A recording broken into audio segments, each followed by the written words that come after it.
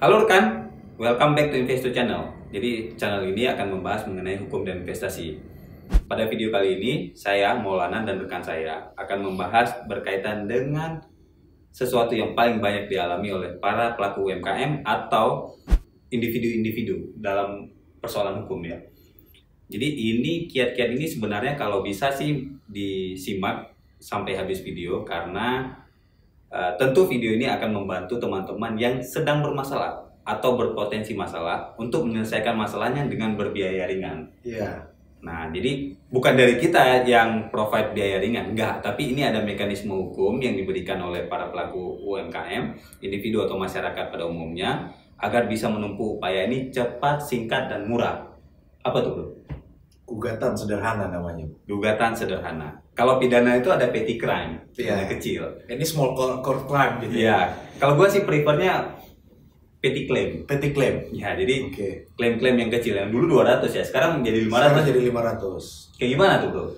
Jadi memang ini instrumen yang diberikan oleh Mahkamah Agung untuk bagi masyarakat yang memang memiliki piutang. Piutang atau jumlah klaim yang akan diajukan melalui pengadilan perdata itu kurang atau sama dengan 500 juta. Nah, jadi kalau kita melihat sampai dengan sekarang kan hukum ini sebenarnya jahat kayaknya, ya kan? Biaya mahal, waktu lama, belum tentu dapat juga apa yang kita mau.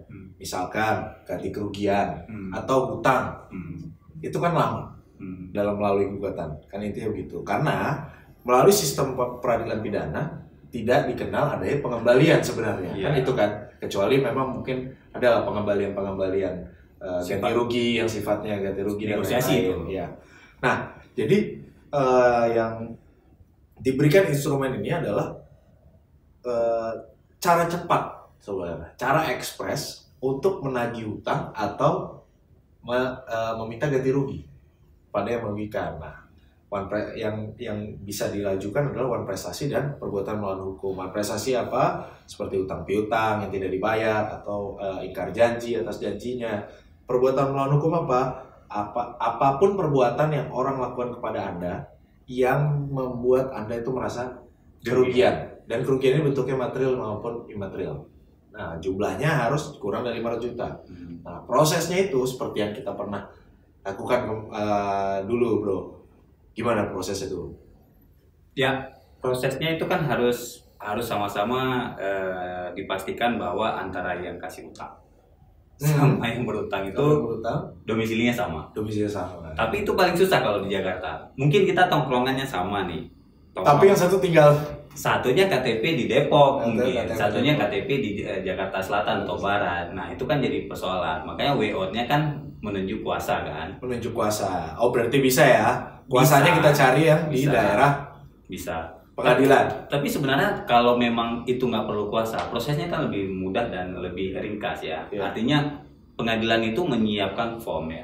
Orang-orang harus mengisi form setidak-tidaknya. Oh, bentuknya form aja ya? Form. Jadi bentuk form ngisi dia berapa segala macam, dan kemudian itu dinilai dia layak atau tidak layak masuk sebagai gugatan sederhana, kemudian proses kan. Proses. Nah, sejak dinyatakan bisa proses itu 25 hari. Nah, 25 hari ya? Gugatan 25 hari bisa langsung ada putusan tuh kayak gimana sih, bro? Itu berarti berapa kali sidang tuh, bro? Ya, dia kan nggak ada replik duplik kan? Nggak ada replik duplik, langsung pembuktian. Iya, pembuktian langsung kan? pembuktian. Jadi bentuk dari gugatan ini aja form ya? Iya. Semacam form. Jadi form gitu diisi, kemudian disebutkan jumlah kerugian, dinilai itu layak atau tidak layak. Menurut gua sih ini sesuatu yang paling penting dilakukan oleh teman-teman yang lain. Misal kalau dulu kan ngeluhnya gini, punya tagihan jasa arsitek atau jasa apapun ke sebuah perusahaan, atau dia punya jasa ke orang perorangan, atau dia punya uang ke orang perorangan yang jumlahnya mungkin 100 juta. Konsul ke pengacara aja habis berapa? Habis berapa? Belum yang nggak utangnya 20, bro. Iya. Ini kan baru somasi 1, somasi 2, somasi 3, terus orangnya udah nggak ada kemampuan lagi, udah selesai gitu. Kemampuan bayar kita cuma dapat aja belum tentu kan? Ya, nah akhirnya bilang hukum itu sulit. Sebenarnya nggak sulit, ya prosesnya itu yang memang harus ditempuh. Nah, ini ada way out, ada sebuah ya sebenarnya bukan angin surga, memang sebuah kepastian hukum yang diberikan oleh Mahkamah Agung bisa ditempuh dalam 25 hari. Ini kan cukup luar biasa, bro. Dan putusannya itu kan juga bersifat ingkrah ya, tetap ya. Ya, dia bisa naik satu step lagi. Satu step lagi seperti Ya, banding ya. Ya. Keberatan ya. Keberatan. Ya. Dia cuma dapat satu step lagi. Itu kan 7 hari setelah putusan. Oke. Nah, bayangkan kalau dulu 400 juta, bro. Utang 400 juta, somasi, gugat, PT, banding, kasasi, belum PK nanti ya. Nah, belum eksekusi. Putus-putusnya orangnya udah nggak ada lagi gitu. Kalau proses saya 10 tahun tuh sebenarnya. Nah, proses saya 10 tahun kan, buat uang 400 juta gitu ya. Satu. Okay. Nah, artinya itu buat jarak kita untuk mendapat keadilan itu kan semakin jauh gitu. Nah, 400 di bawah angka 500 menurut gua sih cukup banyak, bro. Hanya saja selama ini orang yang di bawah 100 juta, 100 juta atau 50 juta mikirnya kan gini. Ini kalau kita lakukan upaya, justru ngabisnya lebih dari itu. Lebih dari itu. Iya. Karena kan steppingnya panjang. Ini bukan soal hire pengacara aja. Dia sendiri untuk ngerjain itu juga habis waktu juga. Karena nggak selesai di satu forum gitu. Forum naik lagi sampai kemana. Apalagi dari sisi pengacara aja sulit kita mengerjakan perkara yang kesatuan. Bagaimana yang bukan praktisi. Iya. Itu jadi memang gugatan sederhana ini sangat bagus ya. Iya. Terobosan yang bagus sekali untuk bagi orang-orang yang melihat hukum ini sulit. Seperti itu. Administrasi kan juga nggak terlalu sulit kan? Ya, artinya dia nggak harus memformulasikan. Kalau dia tunjuk kuasa, maksudnya tunjuk kuasa itu jauh lebih bagus juga gitu. Ya. Maksudnya, ya karena mau nggak mau kan pemanfaat apa ya? Yang memanfaatkan peluang ini paling banyak itu kan pihak perbankan dan lembaga keuangan. Perbankan sama lembaga keuangan. Iya kan, mereka paling banyak mengajukan ketimbang orang-orang yang lain yang mungkin saya nggak ngerti juga, bro. Either mereka nggak ngerti atau tidak cukup tersosialisasi. Nah, moga-moga dengan video ini kalau belum tersosialisasi tergerak lah untuk melakukan itu. Kan kasihan kalau ada uang di angka 50 sampai 100 juta nggak ketagih dengan alasan entar banyak habis, sulit segala macam. Ini kan udah ada jalannya nih. Udah ada jalannya. Orangnya bisa langsung ke pengadilannya, minta ngisi segala macam. Mungkin ada arahan-arahan khusus dari panitera pasti karena sifatnya ingin membantu. Iya, gitu. betul. Karena di sini memang hakim ini ditugaskan dari Perma ini untuk berperan aktif. Ya. Entah itu mendamaikan, memberikan arahan dalam pembuktian. Pembuktian nanti memang diarahkan. Jadi small court claim ini nih memang diperuntukkan buat masyarakat yang belum mengerti hukum ya, yang memang bukan praktisi. Jadi akan dibimbing dalam proses ini seperti itu. Jadi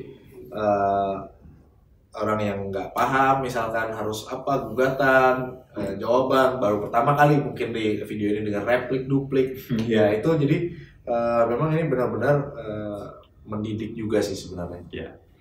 Nah, paling penting juga catatannya bahwa gugatan sederhana ini nggak bisa diutilisasi untuk perlindungan konsumen kan? Perlindungan konsumen nggak bisa. Ya. Jadi memang cukup yang tadi yang gue udah jelasin bro. Ya. Prestasi, ingkar janji, atau perbuatan melawan hukum. Merek apalagi ya maksudnya? Beda.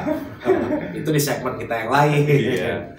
Nah, kalau ini juga nggak dimanfaatkan oleh banyak orang, menurut gue sih ini sebuah peluang yang disia-siakan ya. Iya.